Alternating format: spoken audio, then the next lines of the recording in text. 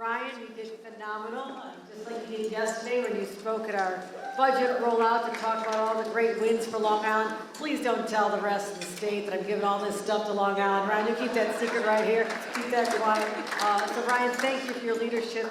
I did have a chance to talk to John Durso a little while ago, and he's recovering from COVID. Like, who isn't? Everybody's got this new variant. And he's got that same tenacity and his desire to be here, but he wanted me to say hello to everyone as well. And I want to thank him. I know our Majority Leader Chuck Schumer is expected to arrive any minute, so I want to extend my warm welcome to him as well. My commissioner, the commissioner of the State of New York Department of Labor, and that is Roberta Reard. Let's give her a huge round of applause.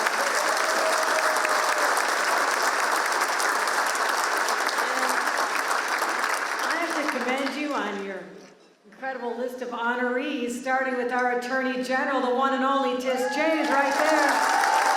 She is a fighter. She's a fighter for working men and women, always has and always will be.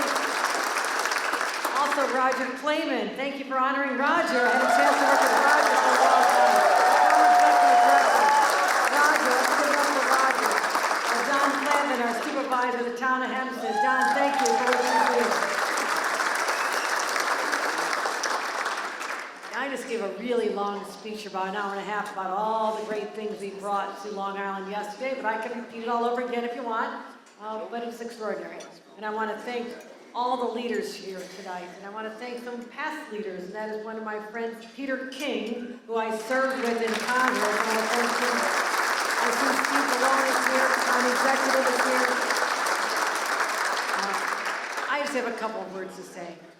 You may not know this about me, but I come from a long line of men and women in labor. My grandpa was a poor immigrant from Ireland, like many. Well, any Irish in the house? All right, a lot of Irish here.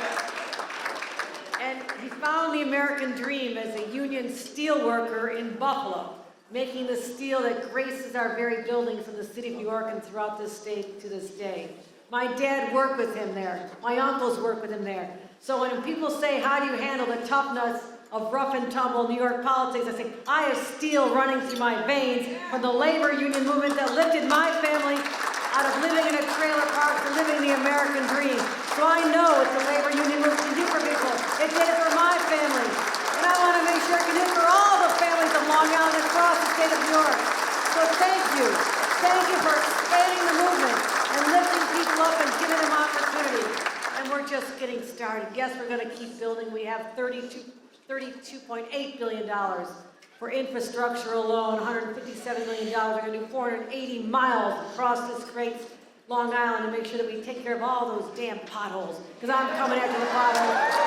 I've had a personal encounter with every one of them. I just announced $1 billion to deal with potholes, and it starts right here on Long Island, so we're coming after you potholes, and men and women from labor are going to be part of our team to do just that. Offshore wind. This is the global epicenter of offshore wind right here. $500 million, 2,000 jobs, and it's going to be men and women from labor doing that as well, taking us into a clean energy future. My God, we're just getting warmed up. But I'm not going to filibuster tonight. I had enough of that during the budget time. I just want to tell you, I want to thank the Labor Federation. I want to thank you for having my back way back in 2014 and 2018. And all the years I've run for office, you've always had my back. And I'm standing here, and I'm going to fight like hell for you every single day to make sure I have your back as well. Thank you, everybody. Have a great evening. Congratulations.